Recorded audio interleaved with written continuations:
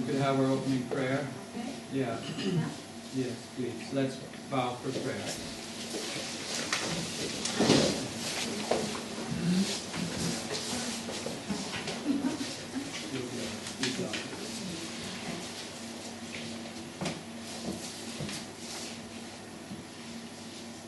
Dear Heavenly Father, in the name of Jesus, we bow before you now because you are our great God. And we love you and we want to serve you and we thank you so much for what you have done. Father in heaven, everyone here has got different needs, different everything, and you know them all more than we know them ourselves. And I just pray, Lord, that you will push your divine hand into our lives in a way where you see fit, so that everything can go according to your plan and we can feel like we're working with you and cooperating with you, Lord, because that's the ultimate goal. And while we cooperate with you, Lord, we can cooperate with each other. So as we're about to continue the rest of this evening's program, I pray that it will be a blessing and to everybody and a glory to you, and so that we can be encouraged to do more of your service and just be prepared and ready for what's about to take place on this earth. So thank you in Jesus' name. Amen.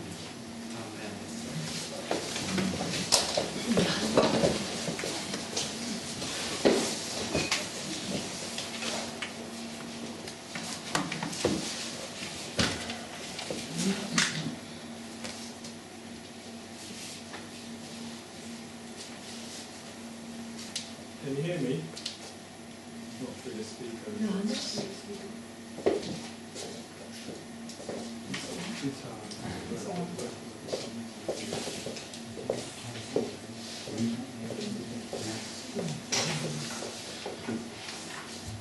Hello, that's it. Perfect.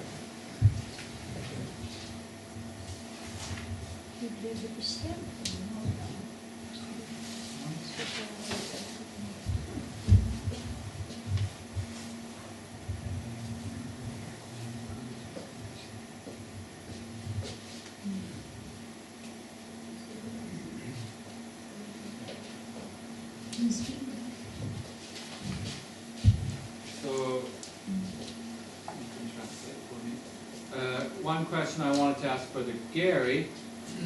Et spørgsmål, jeg gerne vil stille til bror Gary. Last hour was about cannabis. Last hour? Yeah. Last hour. It was cancer. Cancer? Cancer. Cannabis. Yeah. I wanted to ask him a question about cannabis. Og Okay. han vil gerne stille ham et spørgsmål om hash. Cannabis, ja. Yeah. Marijuana. Marijuana. But I wanted to see what he said, so I asked him and he gave a good answer. So, Brother Gary, tell us about cannabis. Han synes, han gav et godt svar, så bror Gary, fortæl os om cannabis. Okay. Yes, I will do it as quickly as I can because Yeah. time is upon us. Jeg vil gøre så hurtigt jeg kan, for tiden går. Basically, when I looked into this myself, Grundlæggende, da jeg undersøgte det selv, it's so easy to be leavened by the world. But the Bible det er meget teaches nemt us, at blive ledt af verden, men Bibelen lærer os to ting. the Bible teaches us two principles To principper, when it comes to things and choosing them. når det first drejer sig om one- vælge ting. It says in, I can't remember which book now, but I haven't got time to find it, but it says, don't run with the multitude to do evil. Men det står, løb ikke sammen med en skare for at gøre ondt. So when the world is wandering after something, Så når verden løber efter noget, we as Seventh-day Adventists need to stand back first så behøver vi som syvendedagsadventister at stå lidt tilbage and assess the situation. og ligesom vurdere situationen. Because as we know, the majority, when it comes to religious things or anything else, is usually wrong. For vi ved, at majoriteten de er sådan vanligvis forkert på den, når det drejer sig om sådan nogle ting med religion og sundhed. But the key text, which the Holy Spirit showed me, Nøgleteksten, som Helligånden har ledt mig til, can be found in 1 Peter chapter 5, verse 8. findes i 1. Peter 5:8. 1 Peter chapter 5, verse 8. 1. Peter 5:8. And it reads, Be sober. Og der står, vær ædru Be sober, be vigilant, og våg, because your adversary, the devil, fordi jeres fjende, modstander djævlen, as a roaring lion, går omkring som en brølende løve walketh about, seeking whom he may devour. og søger, hvem han kan opsluge. Now, from personal experience, I know Fra personlig erfaring, så ved jeg, that marijuana does not keep you sober. at marijuana, eller hash, det holder dig ikke ædru. In fact, it's a brain sedative.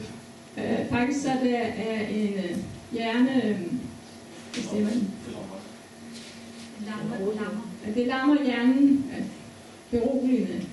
And we have to remember that since the fall, Og vi må huske, at siden syndefaldet, Satan has allowed to grow up poisonous plants on the earth. så har Satan så fået giftige planter til at vokse op på jorden. So marijuana is one of them. Og marijuana, det er en af dem.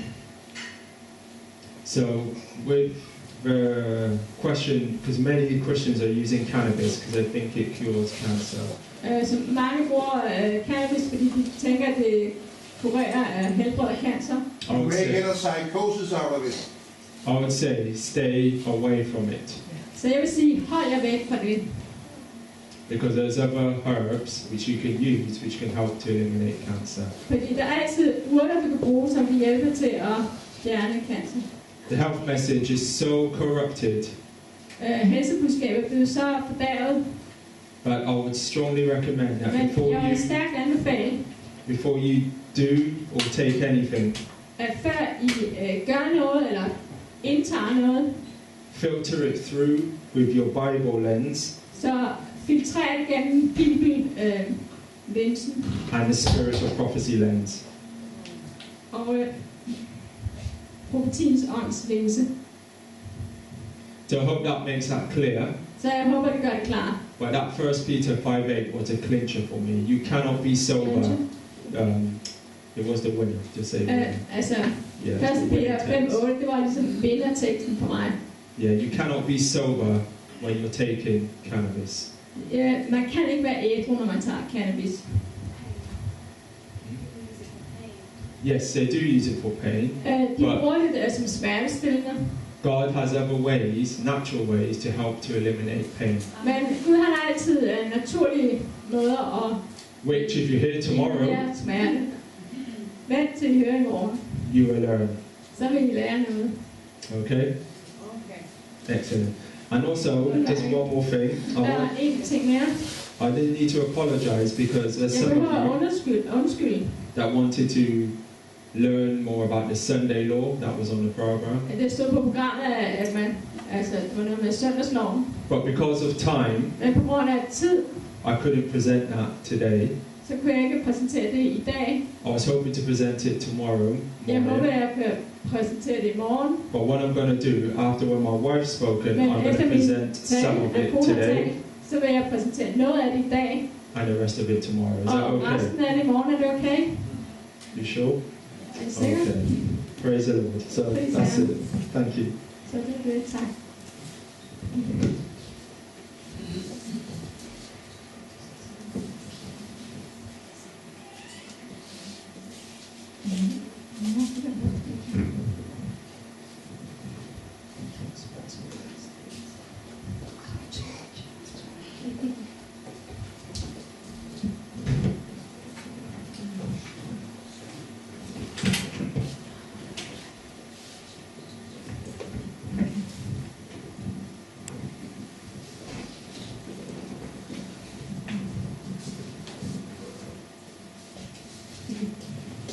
Alright.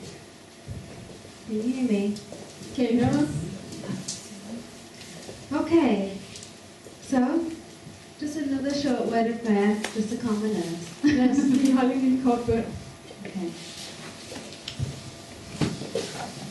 Heavenly Father, again, thank you so much. Igen takker vi dig så meget, And I pray that as I'm about to tell everybody og jeg beder om, at jeg skal tale til how you've led us, tale om, hvordan du har ledt os. I pray that it will be Så beder jeg om, at det må blive I pray that it will be an encouragement en opmuntring to anybody else that wants to do this work. for hvem som helst, der ønsker at gøre det der arbejde. In Jesus' name. I Amen. Jesus navn. I Jesu navn. Amen. Amen. Okay, please bear with me Vær venlig at bære over med mig. because I've not ever had a translator before. Ej, jeg har aldrig prøvet at have en oversætter før. So I'm going to just see how we go. And I'm going to try and be quick as well. Så jeg skal også prøve at være hurtig. Can you hear me okay? Kan I høre mig? Good. All right. So what I'm going to tell you, Skal jeg fortælle jer? it's just our experience, Det er bare vores erfaring. testimony of how we started out. Vidnesbyrd om, hvordan vi begyndte. Just in case there's somebody here that Bare i wants det to do the tilfælde, at missionary work. en her ønsker at gøre sådan et arbejde. And you can identify with how we have done it, Og de kan identificere med, hvordan vi har gjort det. and maybe you could do the same way, Og måske I kan gøre det samme. or the Lord will inspire you Eller Herren vil inspirere jer, a way how you can do it for your own life. hvordan I kan gøre det. The first part is just a little bit about me personally, Er lidt personligt om mig. because when I first started this journey, I hadn't even met Gary yet, so so that's the reason why. Oh, the first part Ja.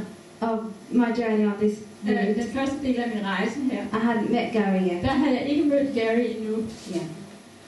Okay, so our ministry is called Body Cure. Vores ministry hedder Body Cure. We talk about the 5 steps of healing and optimal health. Vi taler om 5 skridt til helbredelse og optimal sundhed. Okay, that's our name and Det er service. vores navn. Okay, so for me, that's me there. Det er mig, der er på billedet. In 2008, I 2008, I just graduated from university der graduerede jeg fra With a, universitetet with a BA in music and religious studies and theology. med en BA i musik og religion og Theology. teologi. Ja. The plan was Planen var, to be a teacher. at jeg skulle være lærer. I wanted to be a primary school teacher and have my own school. Jeg ønsker at være børneskolelærer og have min egen skole. But previous to finishing this course, Men før jeg færdiggjorde den uddannelse, I actually stopped halfway through and intended to go to Heartland. I know there's some people here that's graduated from Heartland. så halvvejs igennem det, så stoppede jeg og tænkte på at tage til Heartland, og der er nogle af jer, der har været på Heartland. But part of that experience led me to then ended up finishing my degree first, and then I had a bit of a crash. Og så en del af den erfaring gik mig til at færdiggøre min uddannelse, og så havde jeg A crash in my spiritual walk with the Lord. Så havde jeg Sammenbrud. et sammenbrud i min åndelige vandring med Herren. Because let me back up a little bit. I thought that the Lord was leading me, and maybe He was, but I Jeg got troede, at Herren confused. ledte mig, det gjorde han måske, men Yeah, I thought the Lord was leading me to be a teacher and open my own school.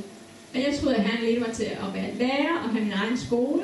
I realized that in the UK law, you don't need to have qualified teacher status.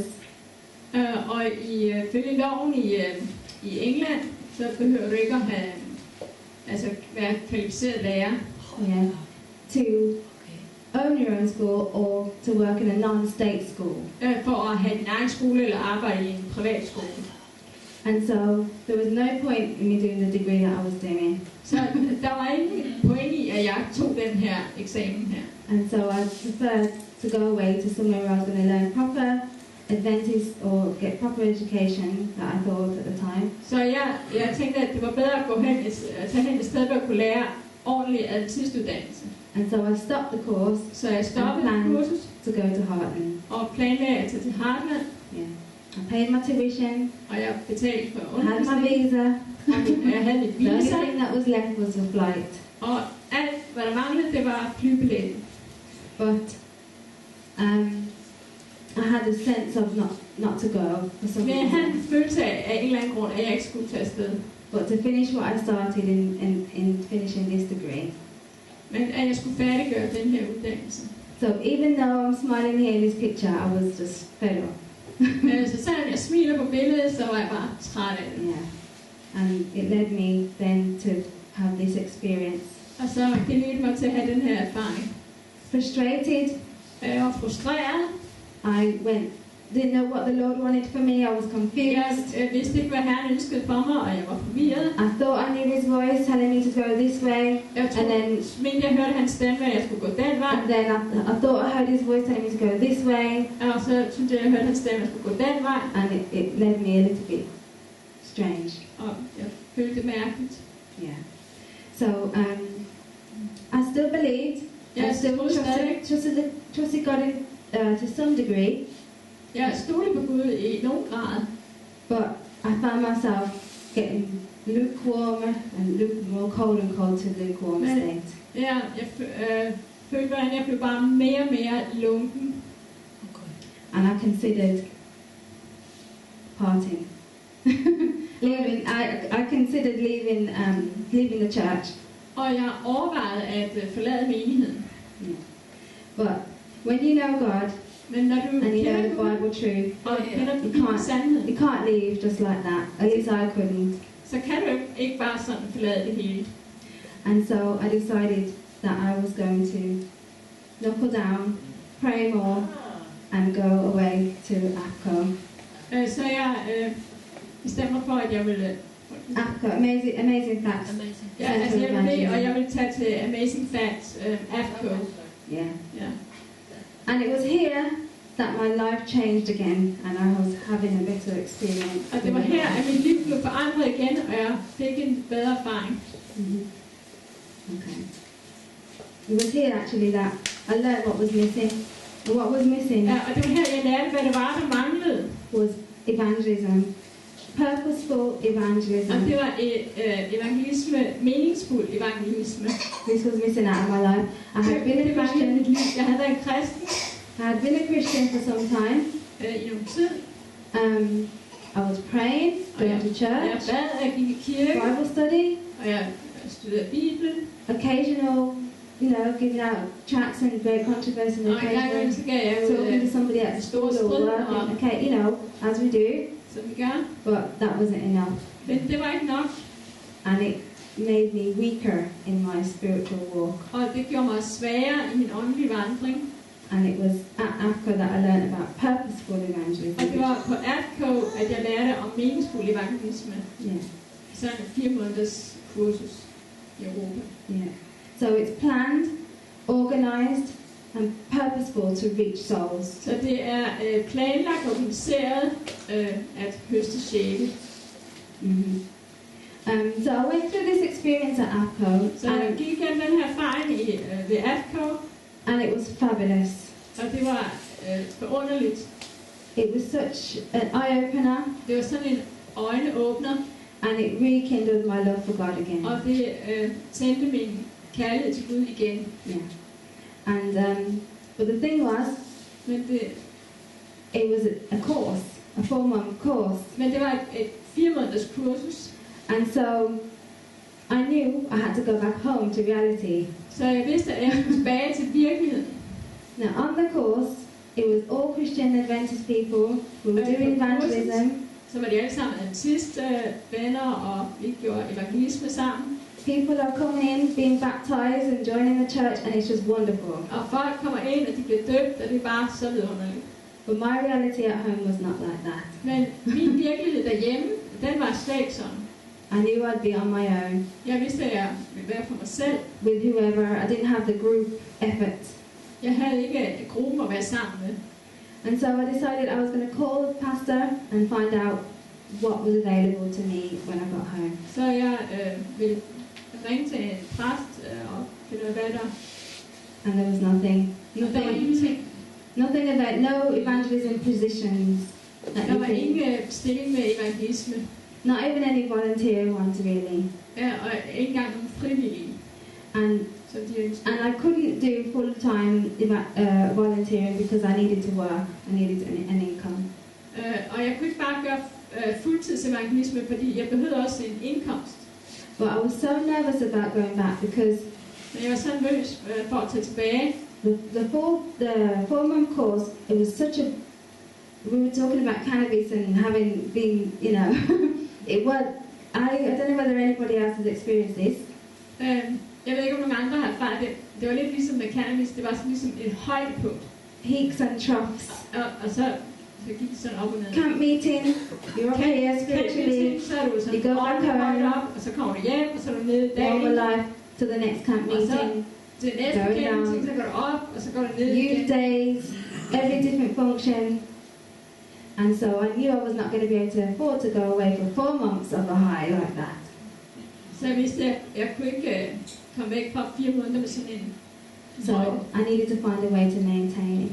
Så jeg behøvede en måde at ligesom opretholde det på. Because the spiritual depression is a terrible thing. Fordi åndelig depression, det er noget forfærdeligt noget. And not knowing what God wants you to do is also a terrible thing. Og det, man ikke rigtig ved, hvad Gud ønsker en, det er også noget forfærdeligt noget at have det sådan. So I prayed about it and So I bad left on it it. there. I prayed about it and left it and carried on. This is while I was still at the course.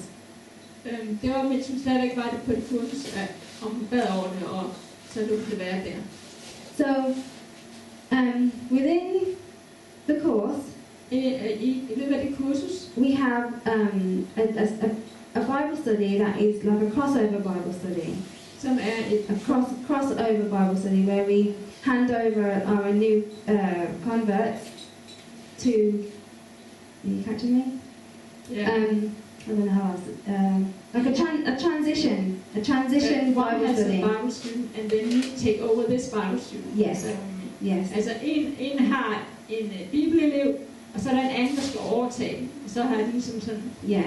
But from us as visiting missionaries to the local church. og ja, så dem i den lokale menighed, de skal så overtage de kontakter, som de fra AFCO har haft. Because we were going back to our various countries. Fordi vi skulle jo tilbage til vores forskellige lande. And I sat there totally disinterested again. Og jeg sad der og fuldstændig uinteresseret. And I was thinking to myself, you know, I was totally disinterested. Jeg var fuldstændig uinteresseret. Is it happening to me again? Og My hvad var mind det, was der skete for elsewhere. mig igen? It wasn't good. Det var ikke godt. Am I starting to be disinterested in spiritual things so soon? Det er allerede blevet ligegyldigt over for åndelige ting så hurtigt. Yeah. But it wasn't that. Men It det var was ikke just det. that I was very nervous. Det var bare, at jeg var meget nervøs. I was nervous about the future. Jeg var nervøs over fremtiden. I hadn't yet fully learned how to trust God with my future. Jeg havde ikke lært at stole på Gud med hensyn til min fremtid. Because I always wanted to know what the next step was, and it's very hard to. Fordi jeg ønskede hele tiden at vide, hvad var det næste skridt. And so that's probably what got me in trouble in the first place. Så det var sandsynligvis det, der bragte mig i problemer i første omgang. Trying to plan how I was going to become the teacher that God wanted me to be, Jeg prøvede at planlægge, hvordan jeg skulle være den lærer, Gud ønskede, jeg skulle være. without allowing Him to lead me Uden properly. at jeg tillod, at han ledte mig. So a question was asked me Jeg blev stillet spørgsmål in that Bible study. It was, what are you grateful for? i det her bibelstudie. Hvad er du taknemmelig for? And it's like as soon as I was in a daze, and Jeg var sådan i en døs, as soon as that question was asked, og så snart det spørgsmål blev it's stillet, like I snapped back into the room. så var det ligesom om jeg vågnede op, Yeah. And I answered the question og jeg besvarede spørgsmålet. and said, I'm so glad, Jeg er så glad I'm for, so grateful that God knows exactly what He's going to do with me. jeg er så taknemmelig for, at Gud han ved nøjagtigt, hvad han vil gøre med mig. And as soon as I said that, Og lige så snart jeg sagde det, a peace just came over me like I hadn't experienced så before. kom der en utrolig fred over mig, som jeg ikke havde erfaret før. And then immediately after that, Og med det samme efter det, it's like I had to turn because it's almost as though I heard a voice det var speaking to ligesom, me jeg måtte vende mig, for det var ligesom, jeg hørte en stemme tale til mig, saying, der sagde, what I want you to do det jeg ønsker, du skal gøre, is set up a Bible worker ministry. det er at begynde en bibelarbejdertjeneste, ministry. Yeah. And faith and fear, this is what was said to me, but Det er jo ikke det, der blev sagt til mig, men faith and fear cannot coexist. frygt og tro kan ikke eksistere sammen. And so, as soon as that came to my mind, Så snart det her kom til mit sind, I was immediately interested again. så var jeg med det samme interesseret igen. And all I wanted to do was get back home and start a Bible work and ministry. All I wanted to do was get back home Og alt hvad jeg ønskede nu var at komme hjem og begynde det her. and start up the Bible work and Det ministry. her bibelarbejder ministry. And then that's where this ministry was born. Så det var der, at det her ministry blev født. But I actually believe God allowed me to do this just to give me something to do and something to learn with, because Jeg it tror, at didn't Gud last that tillod long. mig at begynde det her for at lære noget. It means Tam BW means 3 angels messages Og Bible det her workers, betyder 3 engle budskabers kursus. and it was taking the everlasting gospel door to door. Og det var at bringe det evige evangelium fra dør til dør. Through that, Og gennem det her, I did work as a Bible worker, but I also worked with the conference, believe it or not, as a Bible worker with the conference. ja, okay, jeg arbejder med det her, men jeg arbejder også sammen med konferencen som en bibelarbejder. For a short ASI Youth for Jesus program. Is anyone familiar with that? Med et kort ASI-program. Yeah. And it was out of that I learned a little bit more about how to work with the conference, and I really tried to, Det var også, at jeg lærte at arbejde med konferencen. because that program was only a 6-month Men det program, var bare et 6 måneders program, I wanted it to be forever. og jeg ønskede, at det skulle være for altid. And they didn't offer it forever, so Og de tilbød det ikke for altid.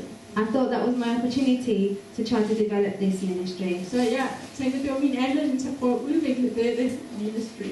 Because there are many people that go away on all these different courses like we were talking, For der er mange mennesker, der tager på alle de her forskellige kurser, and evangelism schools all over evangelisme the skoler world, og over hele verden. and they desperately want to be in the Lord's work. Og de ønsker desperat at være i Herrens arbejde.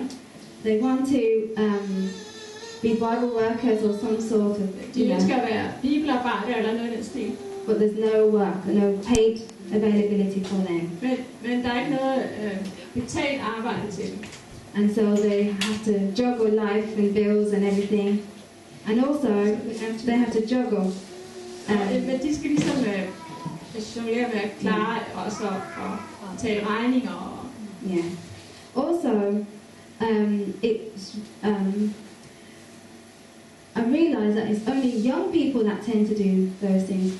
What about families? jeg indså, at det var mest unge mennesker, der vil gøre de her ting. Men hvad med What about families that want to do missionary work familier? Hvad med familier, der ønsker at gøre missionsarbejde? but have bigger responsibilities, mortgage, rent, and other bigger Som har større children, ansvar. De har husleje og børn. and therefore need more than a stipend to live on?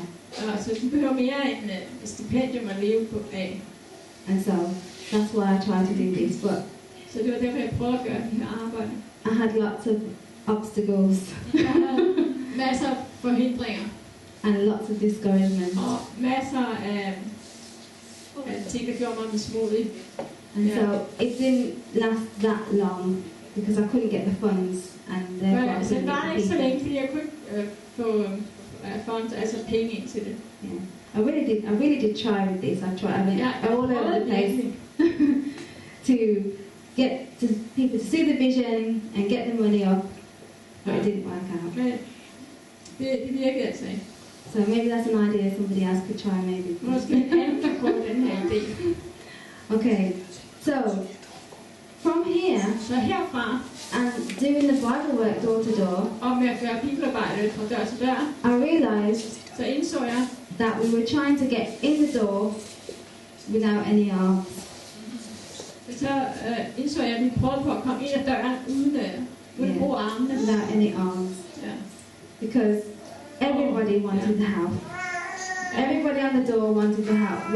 Anytime we went with a questionnaire or anything, Hver gang vi kom med sådan et spørgeskema, they'd always be more interested in anything that we were presenting about health.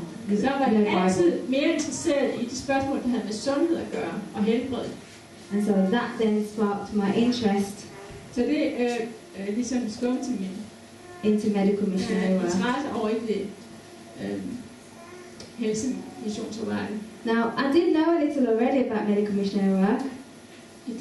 I did know already about medical, Jeg kendte allerede til helsemissionsarbejde, but I didn't know I could be a medical missionary men jeg vidste ikke, at jeg kunne være en lægemissionsarbejder. because I'm not medical.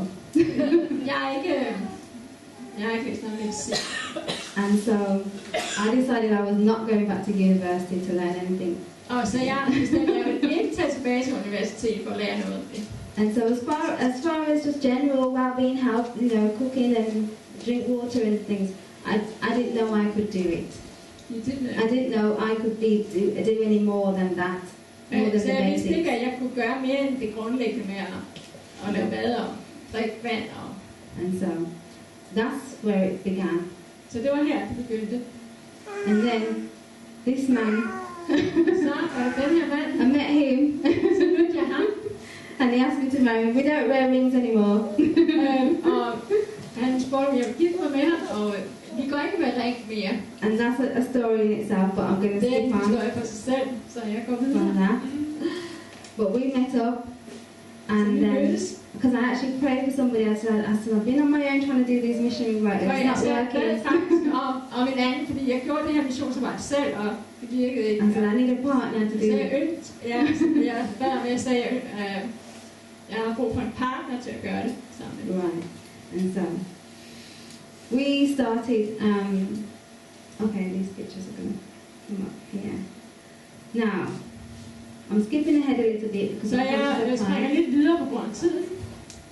But these pictures, what you see there, De billeder, I ser her, I'm jumping a little bit, but it's basically what happened. jeg springer lidt i det, men det der skete, det var, I met Gary. jeg mødte Gary. We prayed. We wanted to be full time in the Lord's work. Vi bad om, at vi ønskede at være fuld tid i Herrens arbejde, We wanted to be in country living, og vi ønskede at bo på landet. and so we decided that we were going to work hard in our jobs. Så vi bestemte os for at arbejde virkelig hårdt med vores arbejde, altså almindeligt job, Live really cheap, save our money, og leve virkelig billigt og spare penge sammen. buy a big house in the country, buy a big house house in the country, Og vi købte et hus på landet, and then be in the Lord's work. og så ville vi være i Herrens arbejde. But God had a different plan Men Gud han havde en anden plan, and took away our finances og han tog vores finanser væk, and opened up a position for us to be Bible workers og han åbnede en stilling op for os, så vi kunne være bibelarbejdere on a stipend, på et stipendium. living in Swindon. Og In Swindon. Swindon, yeah, and that was providential. Og det var forsynets styrelse. It was an answer to prayer. It wasn't. It was, Det var et svar på bøn. even though it was earlier than we wanted it. Selvom det skete tidligere, end vi havde So, håbet. yeah. So, because of the experience that I had Så på grund af den erfaring, jeg havde haft in AFCO, med AFCO, being a Bible worker, og været bibelarbejder, realizing the health, og indset det her med sundhed, I could see that the program that the church wanted to set up was going to fail. så kunne jeg se, at det program, som kirken ønskede at sætte op, det ville ikke du. And so Gary and I we prayed about it, Så Gary og jeg, vi bad over det, and we petitioned the church and asked them petition. og de spurgte kirken og menigheden. It wasn't a conference program. Det var ikke et program for konference, It was the individual church that decided they wanted to do så det something. var nogle individuelle menigheder, der bestemte, at de ville gøre det.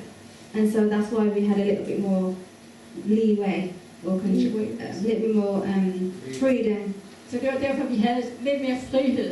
Right. And so they allowed us to take over the program. Og så de tillod os at overtage det program. And rather than do a prophecy seminar in the community, Og vi gjorde et seminar om profetier, we did health. og vi gjorde et sundhedsseminar. And that first green one in the top Og den left første corner, grønne til venstre, that's the program that we put on. And so we went, det var det program, vi satte op. and then we went door to door. Og så gik vi fra dør til dør. The same door to door that they wanted us to do, with the Bible, asking people for Bible studies. De samme døre, hvor vi havde spurgt, de her bibelstudier. We instead went door to door, inviting people to this event, Så gik vi i stedet og inviterede folk til den her begivenhed. and it was a wonderful success. Og det var en vidunderlig succes. And then this quote here says, Og det her citat siger, "In new fields, no work is so successful as medical missionary work." på nye steder, der er intet arbejde, der er så succesrigt som lægemissionsarbejde. You may think that the UK wouldn't really be new, or even Europe, because this is where everything started. I tænker måske, at Christian. England ikke vil være, og Europa ikke vil være nyt. But as we know, it's very secular now, and people are not really interested in God. Men som ved, så er det meget sekulært, og folk er ikke virkelig interesseret i Gud.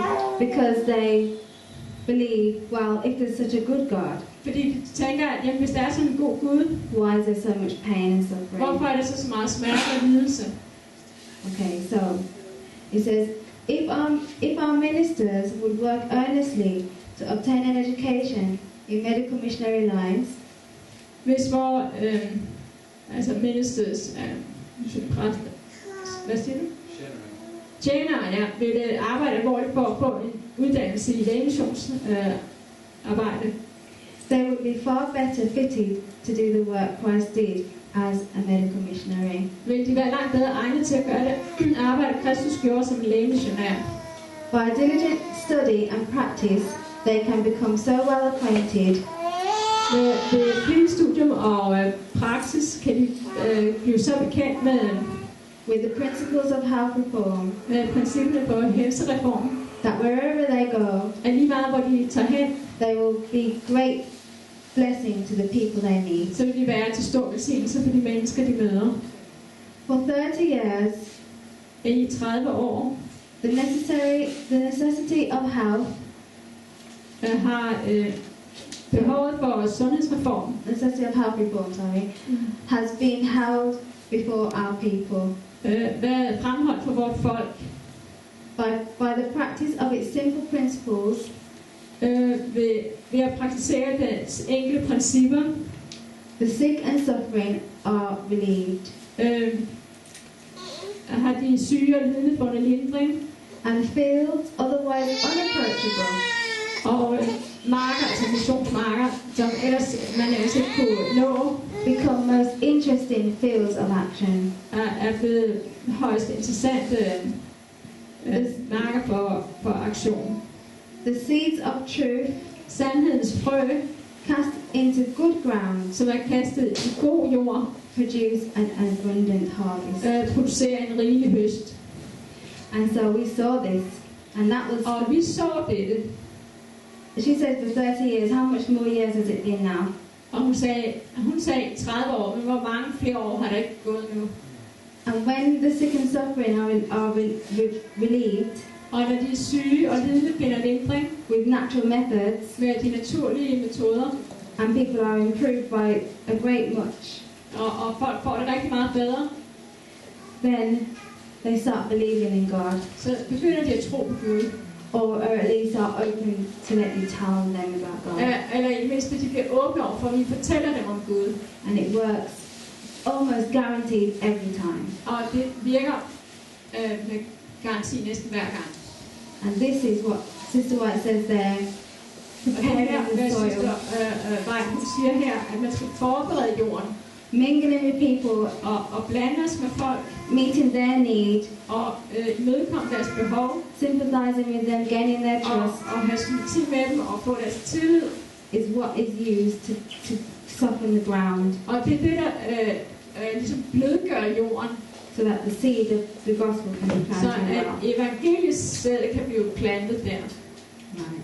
And so Så herfra, from that program we did, så på det her program, som vi gjorde, it was a 3 Sunday week så det series var of løb meetings. over 3 uger, 3 søndage. And the last one Og on den sidste was a cooking demonstration. søndag. Yeah. Den sidste søndag var en madlavningsdemonstration, And we had about 30 people from the community come to it.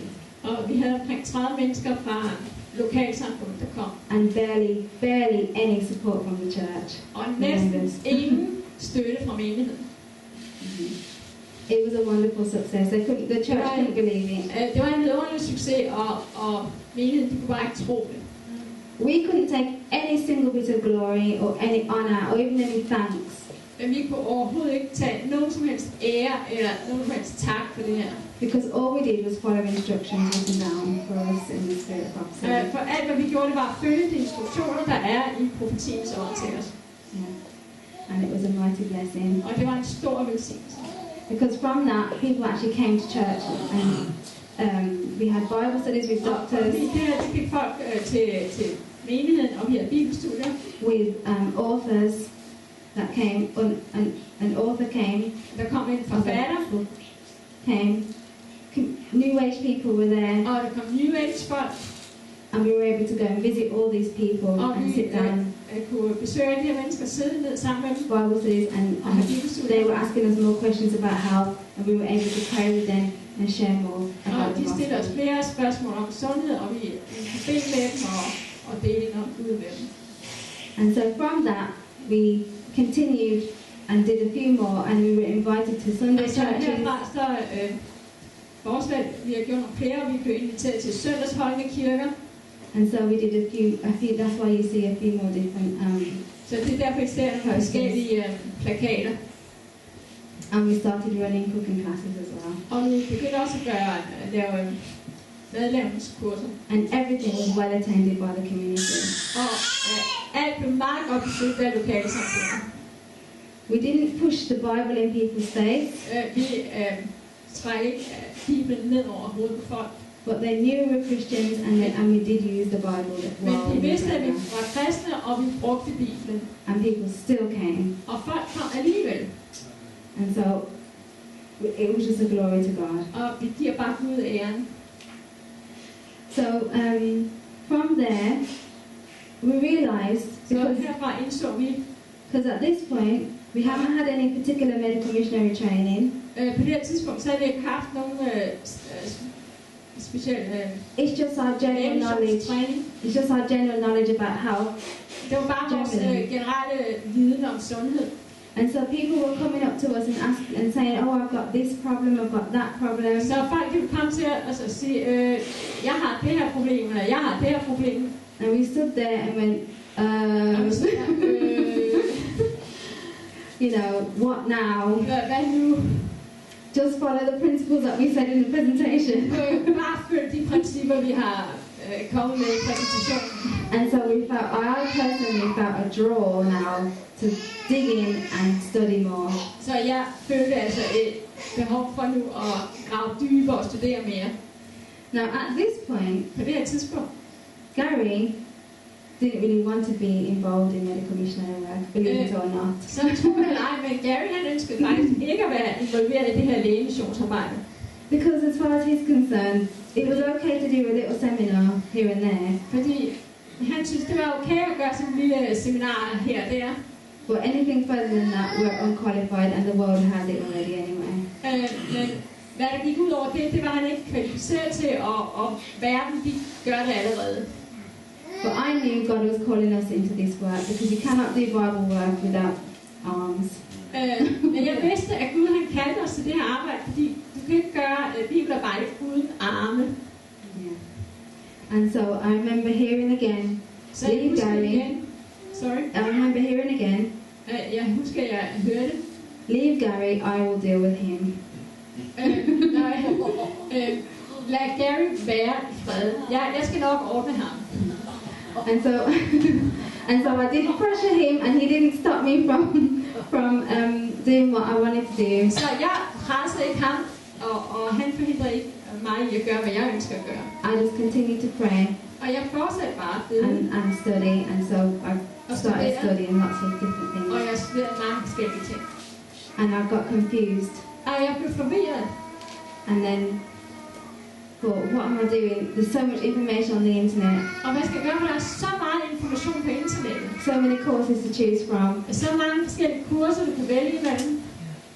Then the Lord said, Og så sagde Herren, what do you do when you're confused about religious or health things? And back to the Bible and spirit og prophecy. hvad gør du, når du er forvirret omkring religiøse spørgsmål eller helsespørgsmål? Tilbage til Bibelen. So I read every single book on health. In the spirit prophecy. Yeah. Og profeti. Så jeg læste hver eneste bog om sundhed. Ministry of Healing, Counsel of Food and Diets, all the health books. Ministry of Healing, what is that in Swedish? Ja. Og råd og væk og Counsels kostråd. of Health, Health for Living. Every health book, the testimonies to the church, everything about health. Vitamine, alt hvad der drejer sig om sundhed. Yeah. And I would be nudging Gary saying, look at these, and he would Og jeg not want to vil know. sige til Gary, se på det her.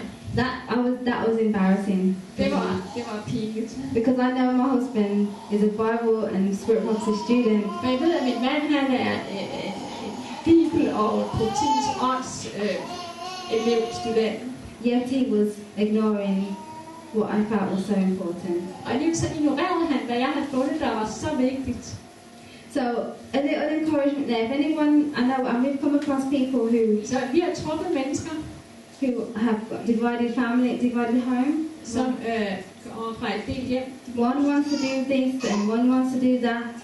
Den ene ønsker at gøre det her, den anden ønsker at gøre det her. I don't know the situations, but all you can do is pray and be faithful. Det er at bede, Pray and be faithful bede og være trofaste. to the call that God's asked you to do. Mod det kald, som Gud har kaldet dig til at gøre. Because God said that what He brings together, no one should break apart. Fordi han siger, at hvad Gud har sammenføjet, må ingen adskille. So He's not going to give one person an idea in the marriage, Så han vil ikke give én person en idé i ægteskabet, and the other person an idea that's going to separate the marriage. og så den anden part en idé, som vil adskille dem i ægteskabet. There may be times when you're separated for circumstances, but not separated in the marriage. Der kan være, at man er væk fra hinanden på grund af forskellige omstændigheder, men man er ikke adskilt i ægteskabet. Yes. So, so then we move from there. Like, so we did training. Altså, I went away for some training. så jeg tog væk for at få noget træning. And I came back after some training. Og jeg kom tilbage, I was helping somebody with pain relief. og jeg hjalp noget med en med noget smertelindring. And this is the testimony that I had a text message. It says, hi Carina. Og jeg fik så en sms med det her. Hej Carina. Just to thank you for your treatment Thursday. Det er bare for at sige tak for din behandling sidste torsdag. My knee now feels normal. Mit knæ føles nu normalt. No discomfort whatsoever. Overhovedet ikke ubehag. The relief was extended to my lower back. Lindringen gik til nederste del af ryggen, where I now have an improved range of movement. hvor jeg nu har en forbedret bevægelses And also less discomfort. og også mindre ubehag. I pray that God will continue to work through you. Jeg beder om, at Gud vil fortsætte at arbejde gennem dig. Tak. Okay. So, this was one of the baptisms. Det var en dåb, That while we were doing the Bible work in Swindon, this lady there, she was baptized. mens vi gjorde bibelarbejde i Swindon, og den her dame, hun blev døbt. Yeah. So I'm just showing you that it works together, the health message and the gospel. And Så jeg prøver bare at vise jer, at evangeliet og sundhed skal arbejde sammen. okay, so we carried on like that for a little while. Så vi fortsatte det med en stund. We were living in Swindon in a studio, Vi var, a quarter of this room. vi var levet i lille rum for en fjerdedel af det her rum. And there was one day when there was a big chaos Og der var en dag, der outside, var en masse kaos udenfor. some sport event or something. Der var en eller anden sportsbegivenhed, And we looked outside and said, og that's vi it. kiggede ud, og vi sagde, så er det slut. Time to get out of the city. Nu er det tid til at komme ud af byen. And so we prayed about it again. Og så vi bad om det igen, And God opened up the way for us to move to the country. åbne vejen for os, til vi kunne flytte ud på landet. Okay, so this is where we lived in a caravan. Og det her, hvor vi boede i en, hvad hedder sådan en, villavogn, ja. And we travelled, at this point we stopped working in Swindon and we were travelling, done training, and we had, Gary was on board a little bit more now. Altså på det her tidspunkt, så vi begyndt at stoppe med at arbejde i Swindon, og jeg havde færdiggjort træning, eller min undervisning. And we were commuting to London and to wherever, travelling to London or wherever people needed help in their own homes. Og vi rejste til London, eller hvor som helst folk behøvede hjælp i deres egne hjem. To work with people that needed help. Og for at arbejde med mennesker, der behøvede hjælp. We realised that wasn't... Oh, down this way. Okay. We realised that wasn't sustainable long term. Vi indså, at det var ikke holdbart i længden. So we rented a property. Så vi lejede in Wales, not far from where the caravan was. I Wales, ikke ret langt fra, hvor den her. And so this was our mini sanitarium. Så det var vores mini-sanatorium. And so this was inside. There's some pictures here. Der var bare nogle billeder herindefra.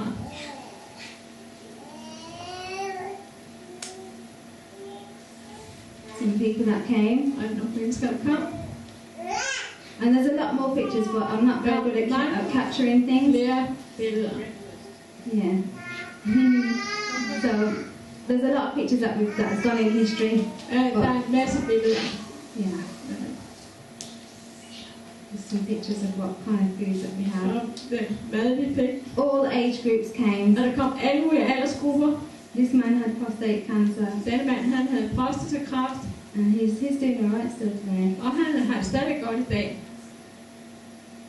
This lady was just a friend that came. She just couldn't believe the size of the salad.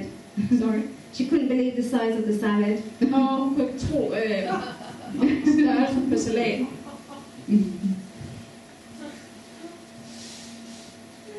Okay, this man here. Og den her mand, unfortunately he died.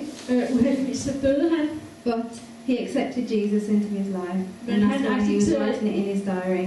Jesus ind i sit liv, og det er det, han har skrevet i sin dagbog.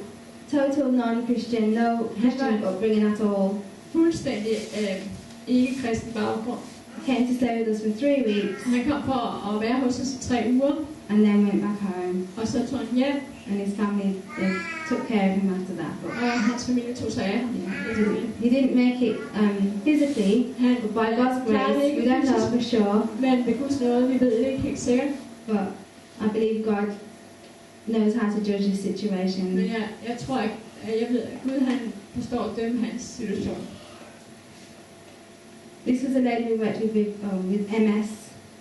Det her var en læge med, en dame med MS. And her legs couldn't be straightened, but that was the first time they'd be so straight. Hendes ben kunne ikke strække sig ud. Det var første gang, det var så lige som det her. Yeah, that was amazing. One we have a testimony on that on vi har også et vidnesbyrd om det. Training. We did some training there. Vi fik noget. This was a family. They were brilliant. Det var vores familie der. Yeah. And so after this, we were there for some time. Vi var der i nogle tid. And then we're feeling like, yes, we're in the country, but we haven't got true proper country living really, because we're still very dependent on supermarkets and whatever. And altså, vi er godt nok kommet på landet, men vi er stadigvæk afhængige af markedet i byen. We have enough money to live. We're not languishing. God has been providing. Vi har penge nok at leve for. But we're not destitute. Ja, altså vi mangler ikke noget. Yeah. But we can't see a way at the moment to own any property. Men lige i øjeblikket kan vi ikke se, hvordan vi kan få vores eget sted. Plus, I found out that I had, and probably Go as well, maybe you had the test, but I found out that I was very, very low, undetectable vitamin D. Jeg fandt ud af, at jeg lå meget, meget lavt i vitamin D.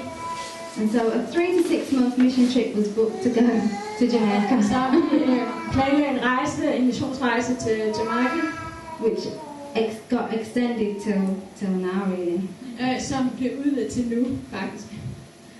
And so we've been there, we were helping some people there with various different experiences.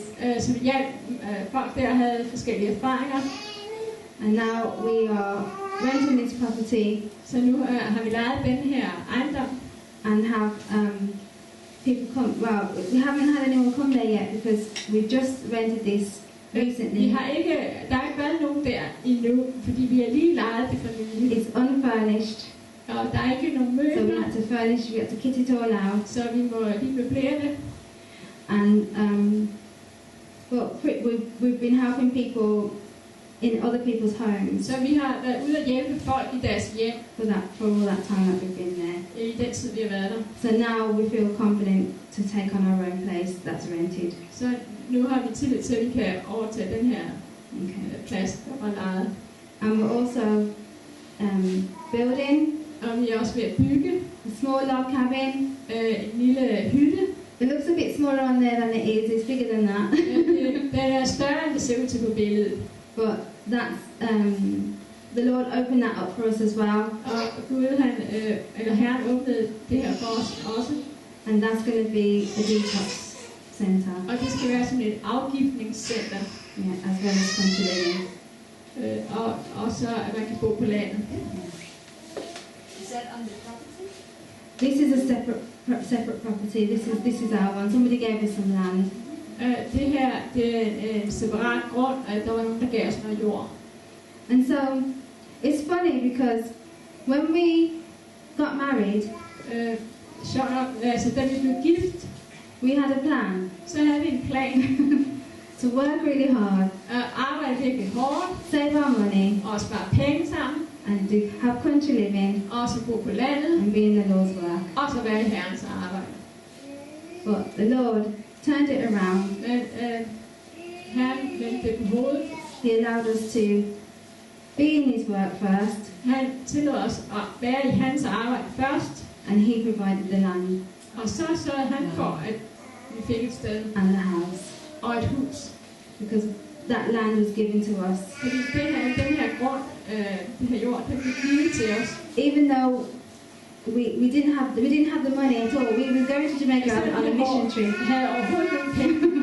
Vi tog til Jamaica på en missionsrejse, and although it was in our mind to look to see where we could afford, because Sister White says, og selvom vi havde det i baghovedet, hvad har vi råd til, fordi Søster Weibel siger, she says we should secure what we can afford. at vi skal sikre os det, vi har råd til, Our money was very low, og vi havde ikke ret mange penge.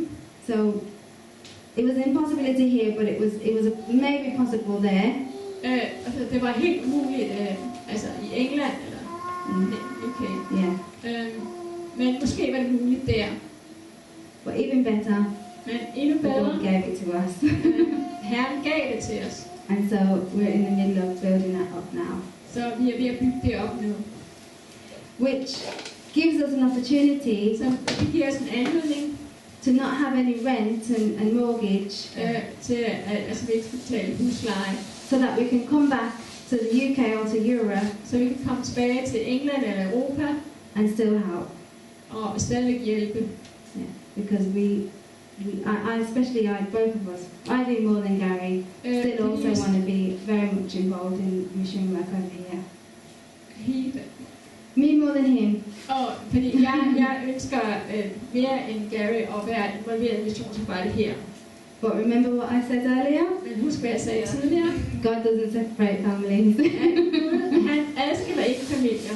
Maybe for a time, sometime, Måske i lidt tid nogle gange. because we have done that. We've stayed away for 3 months at a time and various times, Vi har været væk fra hinanden nogle få måneder. but not something that will separate mission altogether. Men ikke noget, der vil adskille vores mission fuldstændig.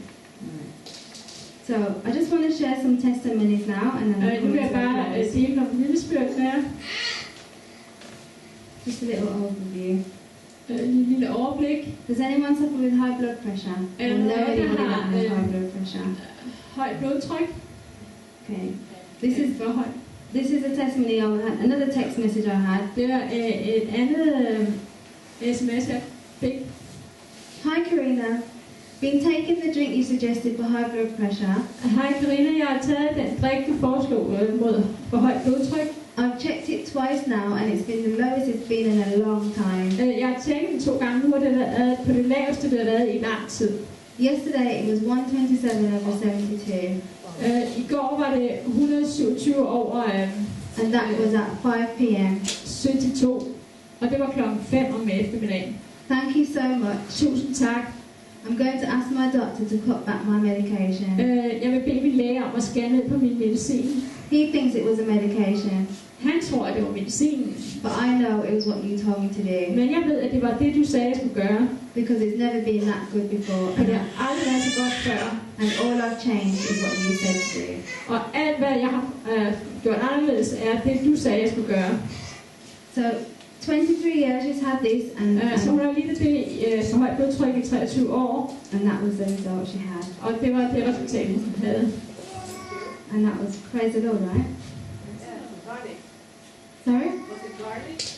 No, it was a citrus. Oh, sorry, a citrus drink. Sorry. A citrus. Orange. Og det, altså, hun spurgte, om det var hvidløg, men det var en citrusdrik. Orange, grapefruit, lemon. Appelsin og grapefrugt og citron. So a glass, maybe Så er det 8-ounce glass every morning. 8 ounces. Simple, right? Virkelig enkelt, ikke? What that does, it cleans the arteries. Yeah. It cleans the arteries and veins. Og ja, det renser arterierne og venerne. Yeah. So that. Yeah. And a note here about medication. Somebody asked a question earlier Noget om medicin. Der var en, der stillede et spørgsmål tidligere. about do we get in trouble for helping people Kommer vi i problemer, fordi vi hjælper folk? and just stay away from anything to do with medicine. Bare bliv væk fra noget, der har med medicin at gøre. So we never tell anyone to stop taking their medication. Så vi siger aldrig til nogen, at de skal holde op med at tage deres medicin. The doctor put them on it. Lægerne sætter dem på medicin, The doctor will take them off it. og lægerne vil tage dem væk fra det. It's their Det responsibility er deres ansvar. to tell the doctor they're making lifestyle changes. Og the patients. Patient's responsibility. Ja, så det er patientens ansvar at sige til lægen, at de tager noget livsstilsmedicin. Can you check and make sure the medication is the right dose? Så de skal spørge lægen, kan du tjekke, om medicinen passer sammen med det her, jeg tager. And so put all the responsibility back onto them. Så jeg lægger hele ansvaret på patienten. Right. So prostate. Og så er der en med et prostataproblem. I had this text message, but it was actually somebody that Gary helped. Jeg fik den her sms, men det var faktisk en, som Gary han hjalp. Hello, Sister Carina. Hej, søster Carina. Blessings for the health ministry you have undertaken in England. Velsignelser til det sundhedsministry, du har begyndt i England. I'm happy to report success stories with your husband, Jeg er glad for at rapportere succeshistorier med din mand, Brother Gary in Jamaica. bror Gary i Jamaica.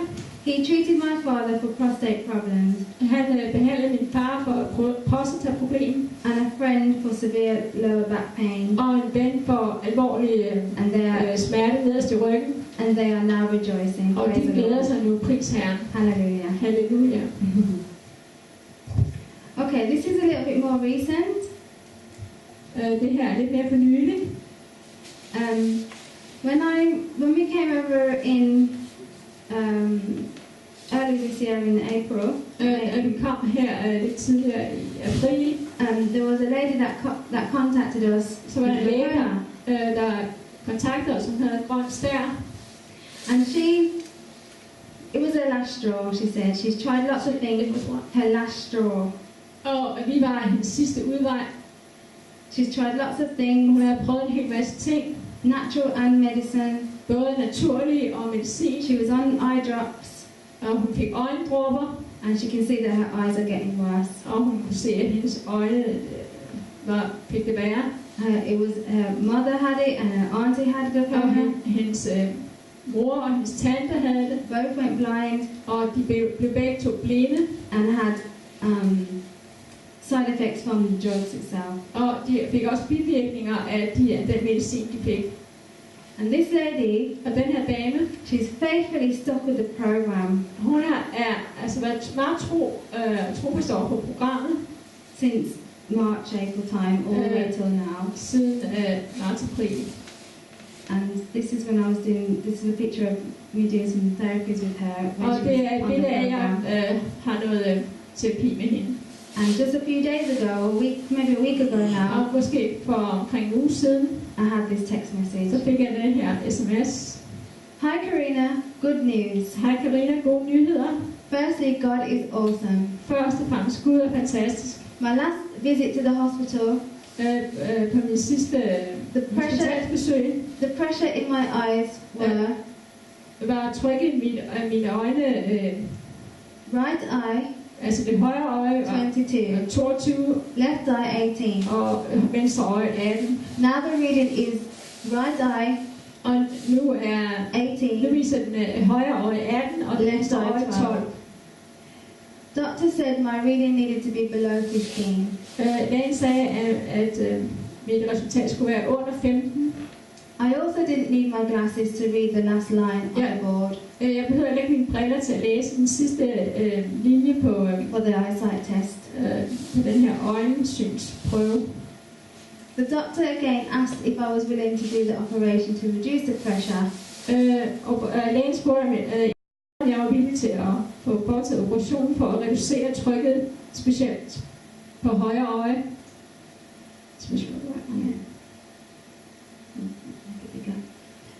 Especially in the right eye. Ja. I said no. Jeg sagde nej. He said he would give me time to consider Han sagde, at han ville give mig tid til at overveje det, and said he would see me in 2 months' time. og sagde, at han ville se mig om 2 måneder. Having the operation would only entail Og få operationen ville only entail. Yeah. only what was that? Only entail only it's only going to drain the fluid in the eye. Det vil bare kun dræne væsken væk fra øjet, der vil blive opbygget, That's causing the pressure, og som får trykket til at stige. but not cure me of glaucoma. Men det vil ikke kurere min grøn stær. He said there is no cure, Han sagde, at der er ingen kur, altså ingen helbredelse. but I serve a mighty God, Men jeg tjener en mægtig Gud, and I thank Him for what He has done so far. og jeg takker ham for, hvad han har gjort indtil nu. Thank you to Carina for your help. And Og support. også tak til dig, Carina, for din hjælp og støtte. So, isn't that amazing? Er det ikke utroligt? Glory to God. Hvor Gud får æren. All glory to God, Al æren til Gud. because glaucoma Fordi is a very serious condition grøn stær er en meget alvorlig tilstand, which can make people go blind som kan få folk til at blive blinde, if left untreated or left hvis den unsorted. ikke bliver behandlet. And in both eyes, equally went down by 4 points, Og begge øjne, der gik det ned med 4 point. and is now closer or better. It's in the normal range. It's Og nu er definitely det inden for den normale. it's in the normal range, and this was without any medication, Og det her, det var uden nogen som helst medicin. just God's plan. Bare følge Guds plan. Remember, glaucoma is supposed to be incurable, Og husk, at man mener, at grøn stær ikke kan kureres. but this lady stuck with the plan, Men den her dame, hun holdt fast ved planen. and her body then worked with God and the plan Og hendes krop arbejdede så med Gud og med planen, in order to bring about that result. for at det her resultat kom ud af det. So praise the Lord for Så that. jeg priser Herren for det. What was the main ingredients in the plan? Okay. In the what, sorry? In the plan, what were the... Hvad var hovedingrediensen i den her plan? Okay. A whole diet change, En fuldstændig kostforandring. The 8 laws of health, done De properly. 8 helselove, som man følger ordentligt. Exercise, Motion. good, strong exercise, not a stroll. God, stærk Good motion. heart Ikke bare, beating, sweaty at man exercise. virkelig hjertet slår, og man sveder. Water, Og vand. lots of water, Masser af vand. drinking. She also did therapies on her eyes, hot and cold. Og så hun fik også hydroterapi med varmt og koldt på øjnene. Clay therapies on her eyes. Og lærterapi.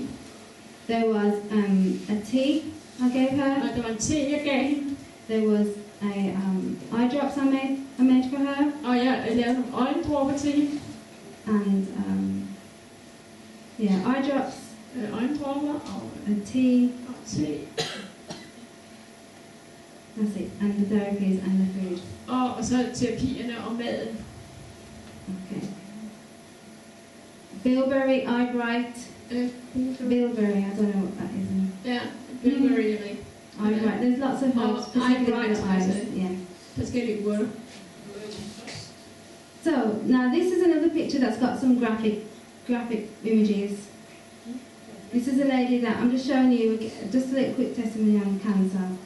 Der er også nogle billeder her. Det er et lille vidnesbyrd om. And after this, I've got one slide left. Og så har jeg et billede tilbage.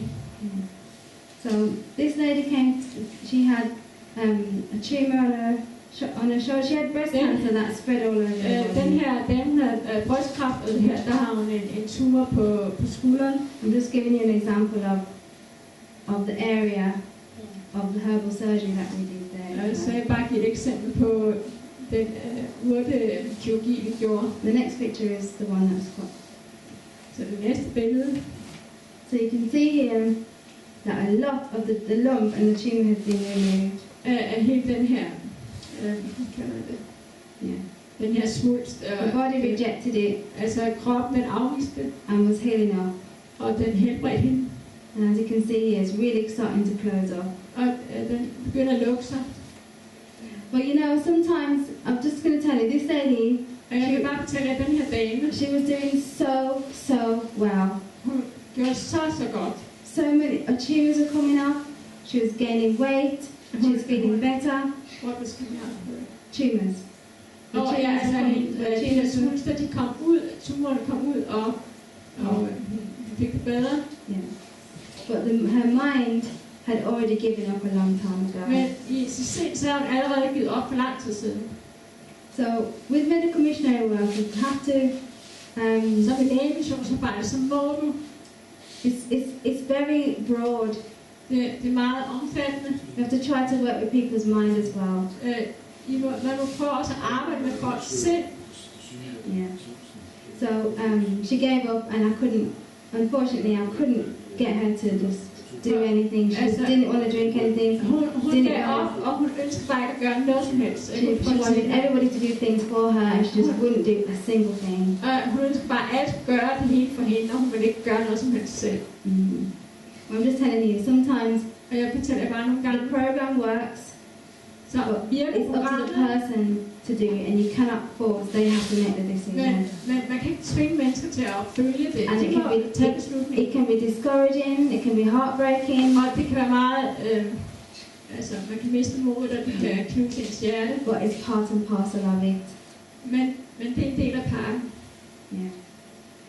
So, how has this been possible for us without any paycheck for 7 years? Hvordan har det her været muligt for os at gøre i 7 år, uden at få en lønseddel? God has been the best provider we could ever have had. Gud har været den bedste til at sørge for os, som vi nogensinde kunne have fået. And God wants this work done. Og Gud han vil have, at det her arbejde skal gøres. So all we have to do is make ourselves available and Og follow alt, hvad vi instructions. behøver at gøre, det er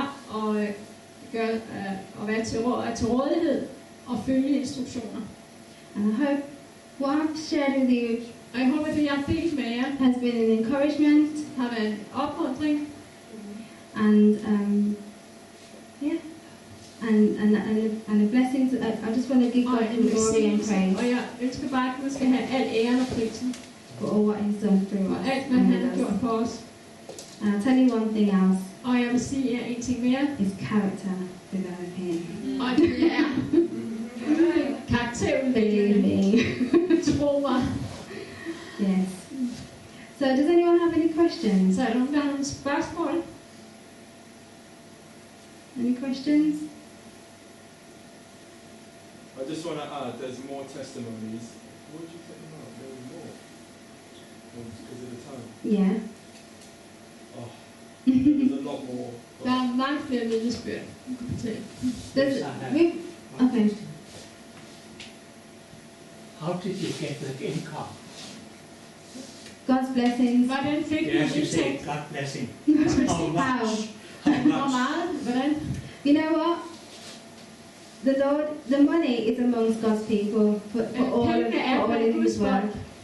And so sometimes He impresses on people to give us money. Samtidig så gør Sometimes, han indtryk på folk, at de skal give os penge. sometimes people listen, Samtidig så lytter folk, and sometimes people don't.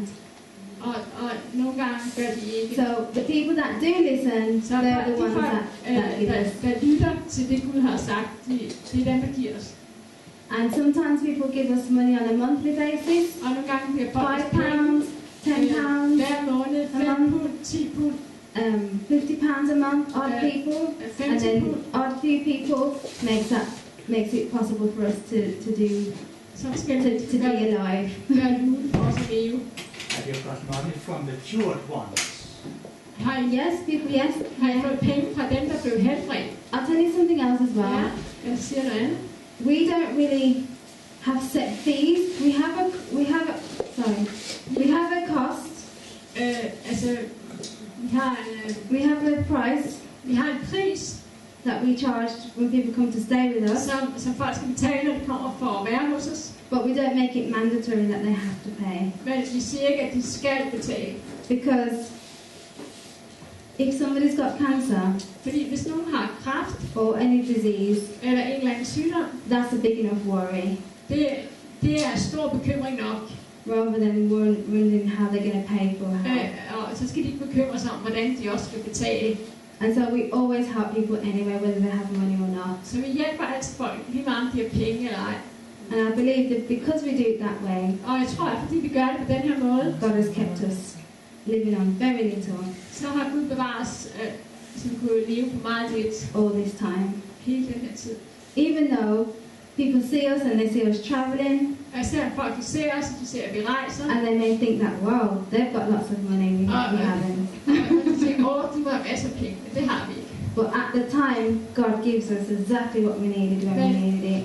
Gud han giver os nok, hvad vi behøver lige på det rigtige tidspunkt. There's been times Der har været tidspunkter, when we needed to pay our rent, hvor vi behøver at betale vores zero husleje, money. og vi havde ingen penge. Gary prayed. I was praying, I said, wow, the Lord's going to provide. Now it's tough for him because he's a man, and men need to work and provide. Altså, det er hårdt for Gary, fordi han er forsørgeren, og han skal sørge for det, men... But I was like, okay, it's all right, that's good. But he's really pacing the floor, and no, it's not going to, you know. Jeg tager bare roligt, men han går frem og tilbage på gulvet, And we prayed about it. og vi har bedt om det. And before even the morning, Og næste morgen, we prayed again to just normal morning together. så bad vi igen, det som vi gør om morgenen, And we had a phone call. og så ringede telefonen. But previous Gary said, in his prayer, he hadn't told me this. Så havde Gary bedt i sin egen bøn, We need the rent today. vi behøver huslejen i dag. And thinking, no, he's not going to do it. And then, he's thinking, no. He said it in a way where there's no way God's going to give us money now when we need to pay the rent today. Der er ingen måde, hvorpå Gud han kan give os penge i dag. And then we had a phone call, Og så ringede telefonen, and somebody said, I've been impressed to give you £2,000. og så var der en, der sagde, jeg har fået det indtryk, jeg skal give jer 2.000 pund. Totally out the blue. Fuldstændig. Had no idea about the no prompting, nothing was, you know, she was just impressed by God to call at that time to tell her she's going to give us Han havde bare that. gjort indtryk på hende på det tidspunkt, men hun vidste intet om vores situation. And so that gave him the confidence that God is the ultimate provider. Og så gav Gary tillid til, at Gud han er den, der sørger for os. And it was so much more than we needed. Og det var så meget mere, end vi behøvede. Our rent was £280 or something in the caravan. 280 pund. And so £2,000 is a lot more, Så 2.000 pund var meget mere, but we had to use for it, of course. men vi kunne bruge det. Yeah. So there's been many things like that financially. Så vi har haft mange oplevelser som det her med økonomien. And people that the families are grateful as well. Sometimes we help them. Sometimes there's been a lot of death. Familierne er People også have died. taknemmelige. Sorry. The families of the people that we help.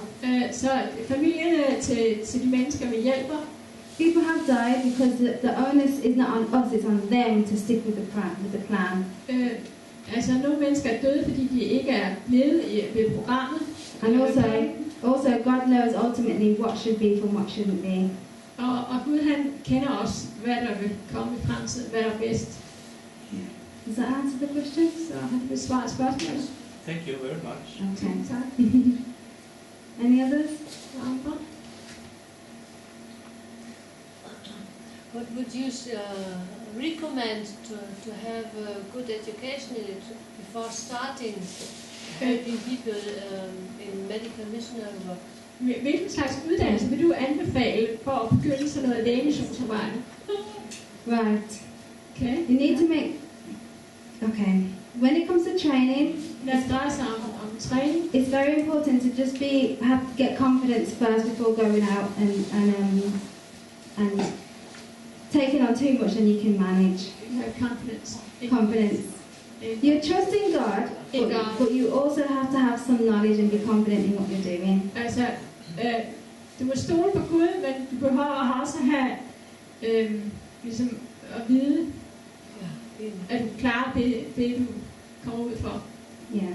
So it's important to just do some internship and get confident. Så It's det er important. vigtigt ligesom at have noget internship, træning, praktik, Yeah, the practical hands-on. og så have noget praktisk erfaring.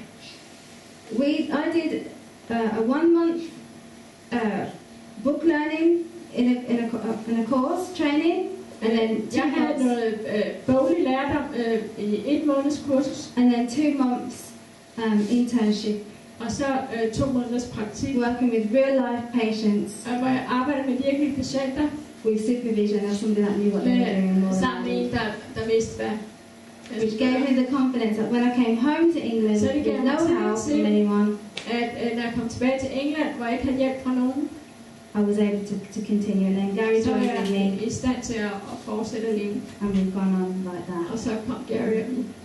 Yeah. Any other questions? Okay. I'm gonna. That's it now. I think. So I really hope that was encouraging, Så jeg håber virkelig, at det her var til opmuntring, and that it will inspire somebody to do the same. og det vil inspirere nogen til at gøre det samme. Okay. Thank you. Tak. Sorry. We want more. More. More testimonies. Flere vidnesbyrd. Okay.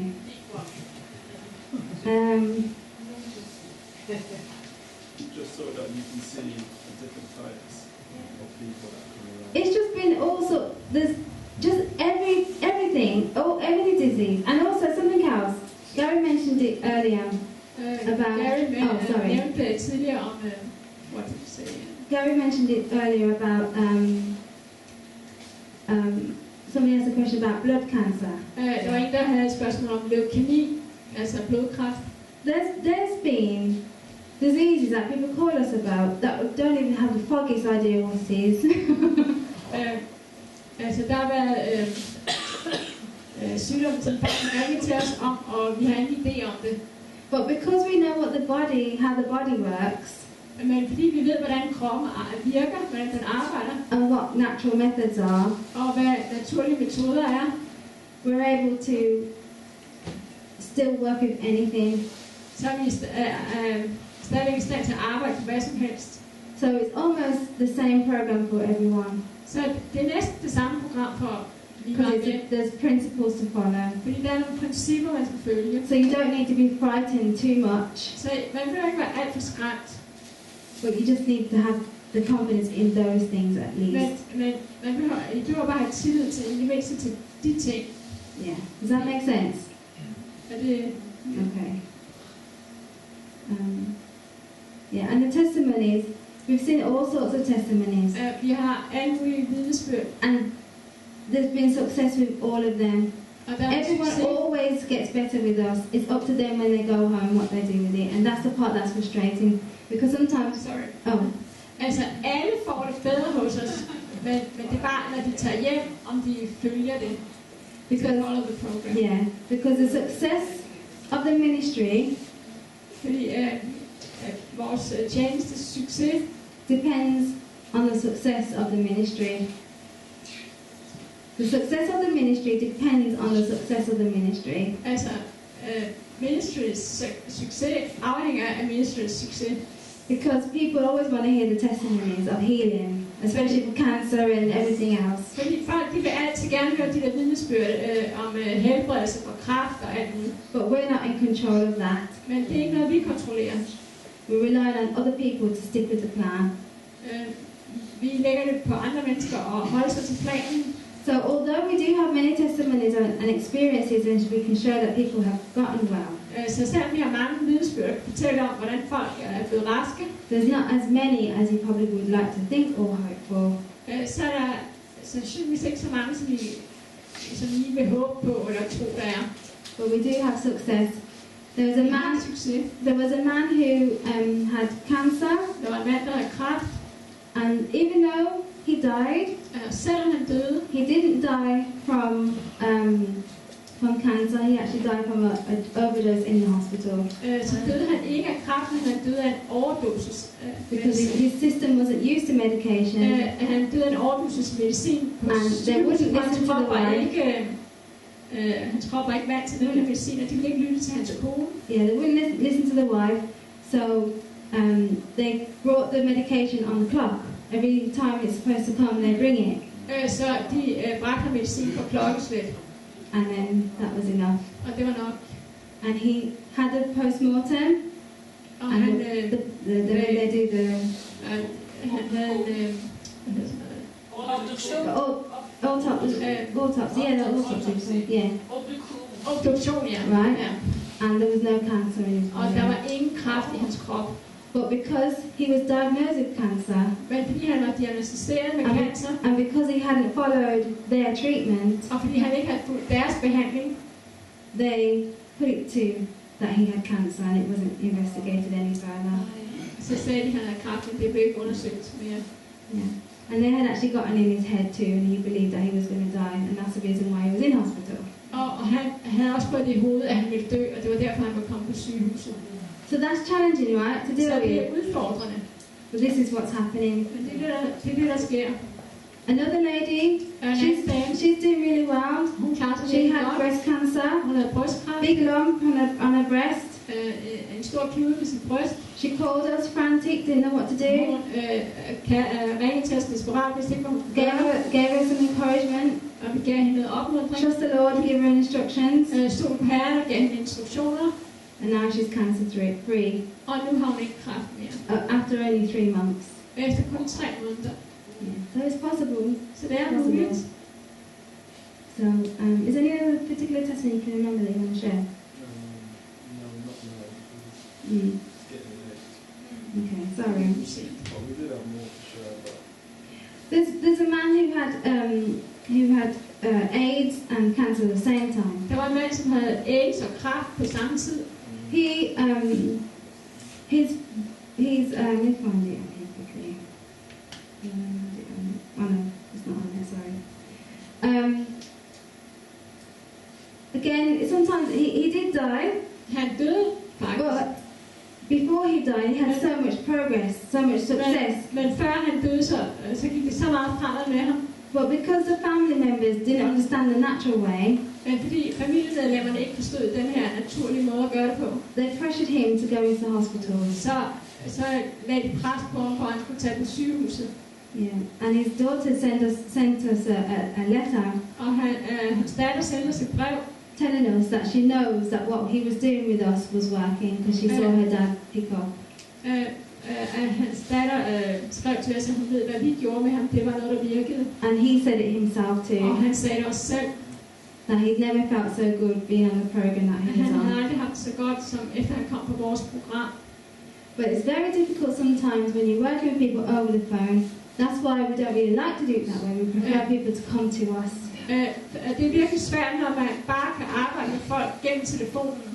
Derfor kan vi bedst lide, at folk kommer til os. Because it's a more controlled environment and we can encourage everyone. over miljøet, omgivelserne. We can block out the negative voices. Vi kan lukke de negative stemmer ude. And help the person to stay on track. Og hjælpe personen at blive på sporet. Yeah. There's been many testimonies about pain. Gary's going to go through pain. Pain therapy tomorrow. What we do. When somebody's in pain, there's only so long they're going to grin and bear it before they want medication. Sorry. When somebody's in pain,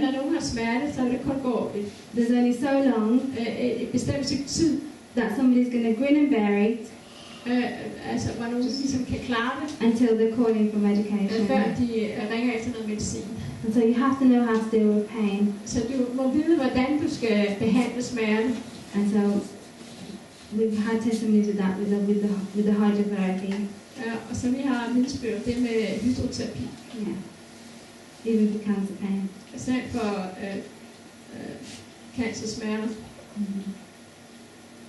Question.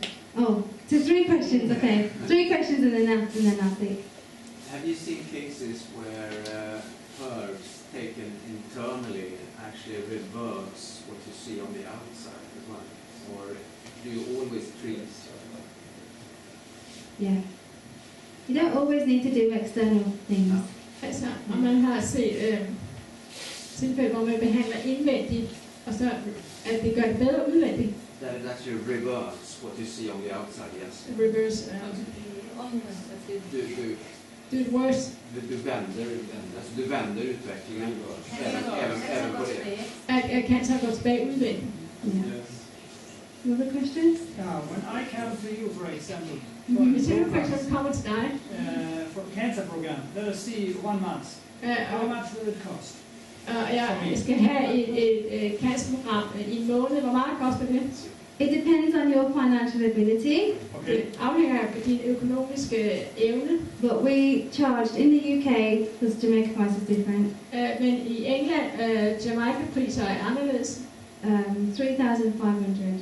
I England tager vi 3.500 per måned for en måned. But if you couldn't afford that, men hvis du ikke har råd til det, then you pay what you can. Så betaler du bare hvad du kan. And the Lord provides the rest. Og så sørger Herren for resten. Because as long as we can cover the expenses that we need to pay, vi kan dække de udgifter vi skal betale, then that's fine. Så er det fint for os. Yeah. And people have to be honest as well, because sometimes they say they haven't got the money, but really they have, they just don't want to spend it. But they have to be honest, you say. So they have to be honest. And if they're not honest, then the Lord can't bless anyway. Ja, okay. Altså folk, de må være ærlige, fordi nogle gange så siger de, at de har ikke penge, men de har dem. Og så Herren kan ikke sige det. Yeah.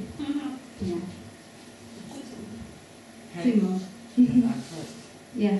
Have you treated anyone with diabetes type 1?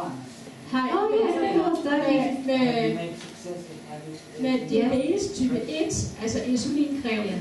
Yes, diabetes type 1 is actually easy to deal with. Ja, det er nemt at have med at gøre.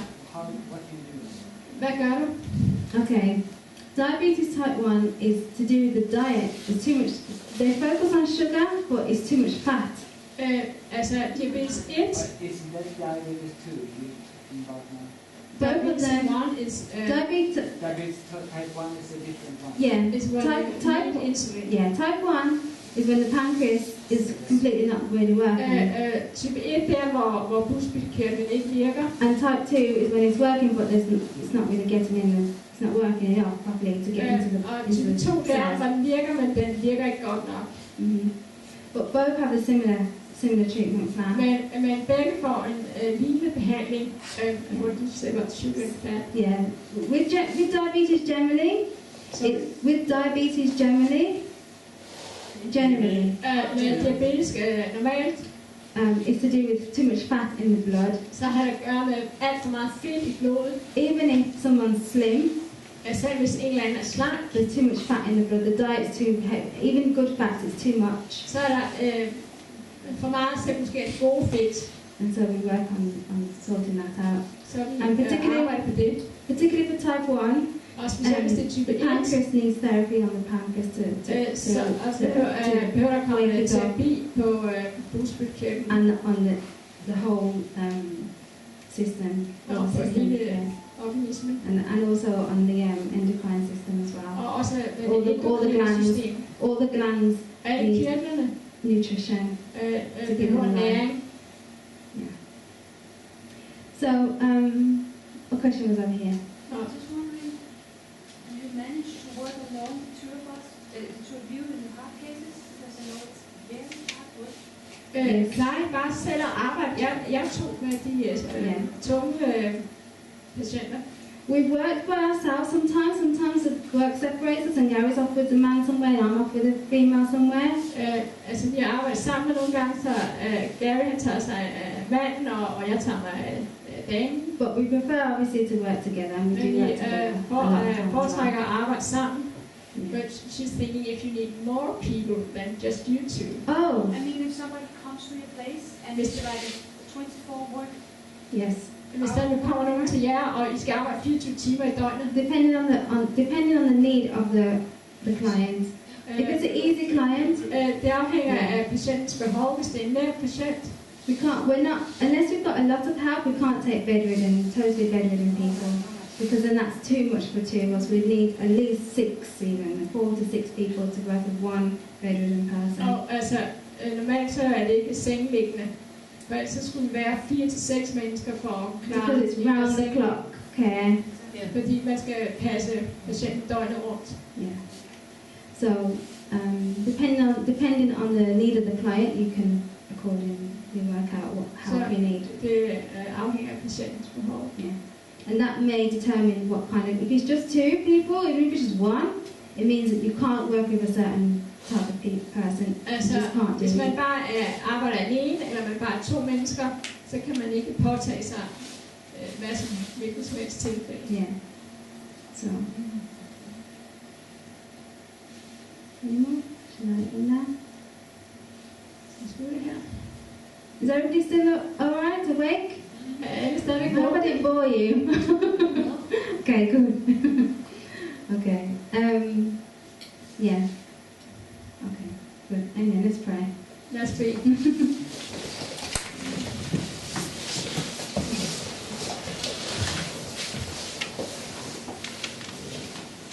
Heavenly Father, thank you so much for your mercy and grace. Tusind tak for din nåde og barmhjertighed.